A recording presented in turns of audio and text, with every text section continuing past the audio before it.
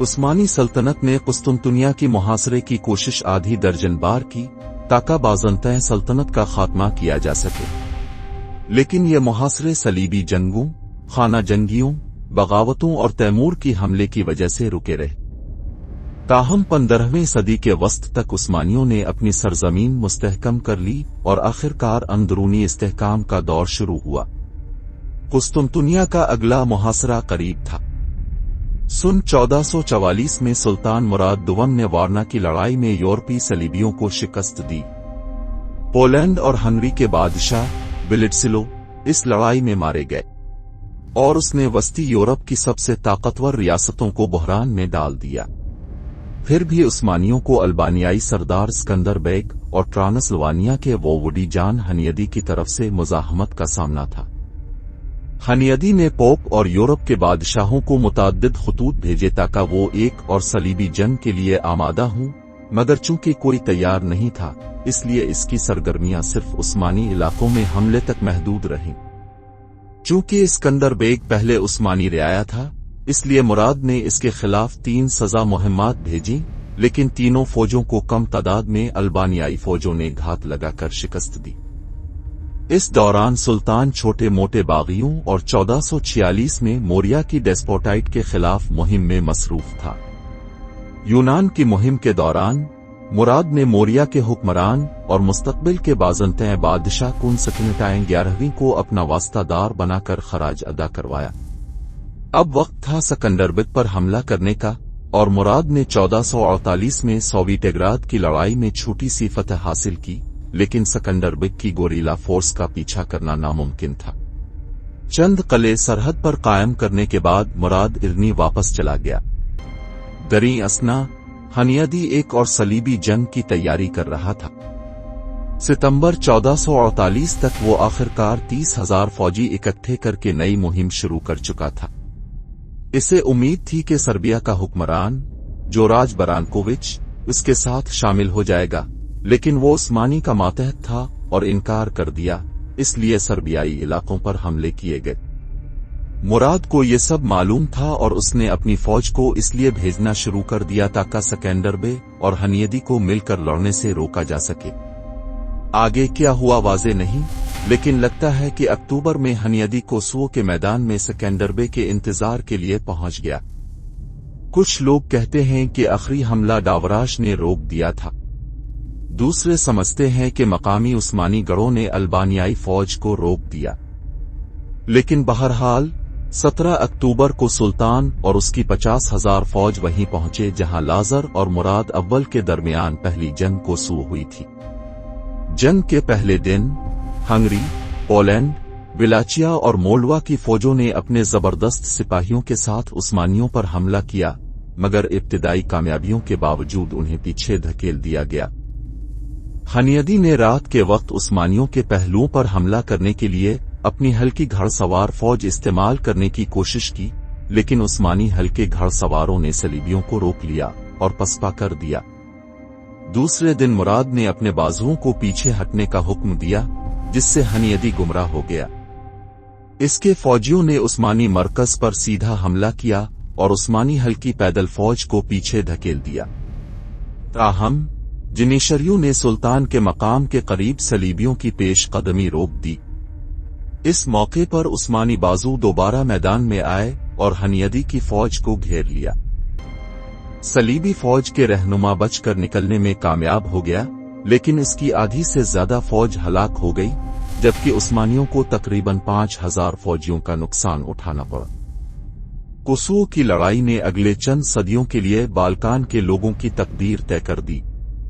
Iskandar bag نے اپنی مزاحمت جاری رکھی اور اس کے خلاف چند اور مہمات بھی کوئی خاص کامیابی نہیں لا سکے، مگر تاریخ نے اپنا رخ موڑ دیا تھا اور عثمانی اب استنبول کی جانب بڑھ رہے تھے۔ عثمانیوں کی توجہ اب استنبول کی طرف تھی، راستہ کھل چکا تھا۔ جب مراد دوم کا انتقال ہوا اور اس کا بیٹا محمد دوم 1451 میں اقتدار میں آیا تو اس کا واحد مقصد بازنطین دارالحکومت کو فتح کرنا تھا۔ استنبول اب وہ شہر نہیں رہا تھا جو پہلے تھا۔ اس وقت اس کی کل آبادی تقریباً 50,000 سے 1 لاکھ کے درمیان تھی اور دیواروں کے اندر وسیع علاقے خالی تھے، حتیٰ کہ کچھ زمینیں کھیتی باڑی کے لیے بھی استعمال ہو رہی تھی۔ بازنطین بادشاہ کنسٹنٹائن 11ویں اب صرف ساحل کے ساتھ ایک چھوٹا سا علاقہ کنٹرول کرتا تھا اور اسے عثمانی سلطان کو خراج بھی ادا کرنا پڑتا تھا۔ مامت نے وینس، جینووا اور ہنگری کے ساتھ معاہدے کیے تاکہ وہ اس پر حملہ نہ کرے۔ کارامانس کی نئی بغاوت نے اسے اناطولیہ میں داخل ہونے اور اس خطے میں اپنی طاقت مضبوط کرنے کا موقع دیا۔ کنسٹنٹائن 11ویں امید کر رہا تھا کہ سلطان کو خراج ادا کرنے کا سلسلہ ختم ہو جائے گا، اور انہوں نے مامت کے کزن اورین کی عثمانی تخت پر دعویٰ کرنے کی حمایت کی دھمکی دی۔ اس نے مامت کو یہ جواز دیا کہ وہ ان کے پہلے کے معاہدے کو کالعدم قرار دے دے۔ عثمانیوں نے جنگ کی تیاری شروع کر دی۔ اپریل 1452 میں سلطان نے حکم دیا کہ بوسفورس کی شمالی طرف ایک قلعہ بنایا جائے جس کا نام روملی حصار رکھا جائے تاکہ کوئی بھی جہاز بلیک سی سے قسطنطنیہ کی مدد نہ کر سکے۔ یہ قلعہ اگست کے آخر تک مکمل ہو گیا اور قسطنطنیہ کے بادشاہ کے پاس کوئی چارہ نہ تھا سوائے اس کے کہ وہ اپنے رعایا کو شہر میں لے آئے۔ سامان اکٹھا کر رہے تھے اور یورپی ممالک کو مدد کی درخواستیں بھیج رہے تھے۔ صرف وینیشین جہازوں کا ایک دستہ اور تقریباً 1000 کرائے کے سپاہی جوانی جیوسٹینیانی کی قیادت میں مدد کے لیے پہنچے، جبکہ زیادہ تر مسیحی بادشاہوں نے مدد کی اپیلوں کو نظر انداز کر دیا۔ عثمانیوں کے پاس 1 لاکھ سے زیادہ جنگجو، 69 توپیں اور 126 جہاز تھے جن کی مجموعی کمان مامت دوم کے ہاتھ میں تھی، جبکہ بازنطینیوں کے پاس صرف 7000 پیشہ ور فوجی تھے جن میں سے 500 عثمانی شہزادہ اور ان کے سپاہی تھے، اور ان کے پاس تقریباً درجن بھر توپیں اور 26 جہاز تھے۔ 30,000 سے زائد مقامی لوگوں کو بھی فوج میں شامل کیا گیا تھا۔ بازنطین اور اطالوی جہاز اپنے مقابلوں سے بہتر تھے، مگر ان کے توپ خانے پرانے ہو چکے تھے۔ عثمانیوں کی ایک توپ خاصی بڑی تھی جو آنے والے محاصرے میں ایک مشہور کردار ادا کرنے والی تھی۔ دیوار کے ہر حصے کی کمان اطالوی کمانڈروں میں سے ایک کے پاس تھی۔ جسٹینیانی اس کا سربراہ تھا، جبکہ کانسٹنٹائن اور اس کا گارڈ بلیکرنی محل میں ریزرو میں تھے۔ محافظوں نے دیواروں کی مرمت کی اور گولڈن ہارن کے پار ایک زنجیر لگا دی گئی تاکہ عثمانی سمندر کے ذریعے دیواروں پر حملہ نہ کر سکیں۔ عثمانی فوج کا اگلا دستہ 1 اپریل 1453 کو قسطنطنیہ کی دیواروں پر پہنچا اور اگلے دن کیمپ لگانا شروع کیا۔ سلطان 5 اپریل کو شہر پہنچا اور محاصرے کی تیاری شروع کی۔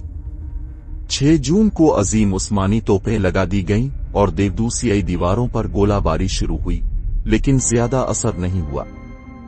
توپیں اتنی بڑی تھیں کہ دوبارہ لوڈ کرنے میں 3 گھنٹے لگتے تھے اور بازنطین لوگ دیواروں کی مرمت کر لیتے تھے۔ 7 تاریخ کو سلطان نے اپنی ہلکی پیادہ فوج اور حملہ آوروں کو دیواروں پر چڑھائی کا حکم دیا، لیکن دفاع کرنے والوں نے آسانی سے عثمانیوں کو پسپا کر دیا۔ بدقسمتی سے ان کے سب سے بڑے توپ حادثے میں ضائع ہو گئے اور چھوٹے توپ بہت زیادہ نقصان پہنچانے کے قابل نہیں تھے۔ بازنطینیوں نے 8 اور 9 تاریخ کو کچھ حملے کیے، لیکن کوئی خاص کامیابی حاصل نہیں ہوئی۔ عثمانیوں نے 11 تاریخ سے شہر کی دیواروں پر توپ خانے شروع کر دیے اور یہ بمباری محاصرے کے آخر تک جاری رہی۔ 17 اور 18 تاریخ کو عثمانیوں نے رات کے حملے کیے، مگر دفاع کرنے والے مضبوطی سے ڈٹے رہے۔ پانی پر عثمانی بیڑا زنجیر کو توڑ کر گولڈن ہورن میں گھسنے میں ناکام رہا۔ اس کے برعکس چند وینیسی جہاز 20 اپریل کو پہنچے اور مدفین میں شامل ہو گئے۔ سلطان کو ایک نئی حکمت عملی اپنانی پڑی۔ اس نے مشہور طور پر اپنے جہازوں کو زمین کے راستے جینووائس کالونی پیرا کے قریب منتقل کرنے کا حکم دیا۔ پھر جہاز 28 اپریل کو گولڈن ہورن میں چین کے پیچھے پانی میں اتارے گئے۔ قسطنطنیہ نے اپنے آگ کے جہاز بھیجے تاکہ اس خطرے کو جلد ختم کر سکے، لیکن مدفین اس لڑائی میں ہار گئے۔ اب سے قسطنطنیہ کو اپنی فوج کا کم از کم ایک حصہ شمالی دیوار پر رکھنا پڑا، جس سے باقی جگہوں کی حفاظت کمزور ہو گئی۔ بعض بازنطین توپیں علاقے میں منتقل کی گئیں، لیکن وہ اتحادی جہازوں کا دفاع کرنے میں ناکام رہیں، جس کی وجہ سے جہازوں کو واپس بندرگاہوں پر جانا پڑا۔ ان کے عملے نے دفاع میں حصہ لیا۔ 6 مئی کو عثمانی توپوں نے سینٹ رومانوس کے دروازے تباہ کر دیے اور رات کے دوران ان کی فوج تقریباً علاقے کے دفاع میں دراڑ ڈالنے والی تھی، لیکن جسٹینیانی پہنچ گیا اور حملہ آوروں کو روک دیا۔ 11 مئی کو کلیگارین گیٹ کو نقصان پہنچا اور عثمانیوں نے بلاچرنے محل کی طرف پیش قدمی کی، مگر بادشاہ انہیں پیچھے دھکیلنے میں کامیاب رہا۔ عثمانی سلطان نے 29 تاریخ کو مکمل حملے کا حکم دیا۔ زوردار توپ خانے کے حملے کے بعد ہلکی پیادہ فوج نے حملہ کیا، لیکن تعداد میں برتری کے باوجود وہ جیوستینیانی سے دیواریں حاصل نہ کر سکے۔ محمد کی توپ خانہ نے سینٹ رومانوس کے دروازوں کے قریب کچھ دروازے تباہ کر دیے اور 3000 جانصیرے اس مقام پر حملے کے لیے بھیجے گئے۔ بازنطینیوں نے پھر سے دفاع کیا، مگر جانصیرے نے ایک مینار پر قبضہ کر لیا اور عثمانی پرچم لگا دیا۔ اس وقت جیوستینیانی شدید زخمی ہو گیا اور دیواروں سے لے جایا گیا۔ یہ مدفعین کے حوصلے پر ایک بہت بڑا دھچکا تھا، اور جب چند سو جانصیرز سینٹ رومانوس کے دروازے کے قریب شہر میں داخل ہوئے تو بازنطین دفاع گر گئے۔ شہری اور محافظ جہازوں پر چڑھنے اور شہر چھوڑنے کی کوشش کرنے لگے۔ ذرائع کے مطابق شہنشاہ اور اس کے آخری محافظ سینٹ رومانوس کے دروازے کے قریب ایک آخری جانفشاں حملہ کرنے کی کوشش کی، لیکن وہ مارے گئے۔ یوں آخری رومی شہنشاہ اپنی سلطنت کے ساتھ ہی ختم ہو گیا۔ قسطنطنیہ کا سقوط وہ واقعہ تھا جس نے قرون وسطیٰ کے دور کا خاتمہ کیا۔ یہی واقعہ نشأت ثانیہ کے اگلے مرحلے کی شروعات تھا، جس نے دریافتوں اور نوآبادیات کے دور کا آغاز کیا اور یورپی طاقتوں اور سلطنت عثمانیہ کے درمیان صدیوں پر محیط جنگوں کو جنم دیا۔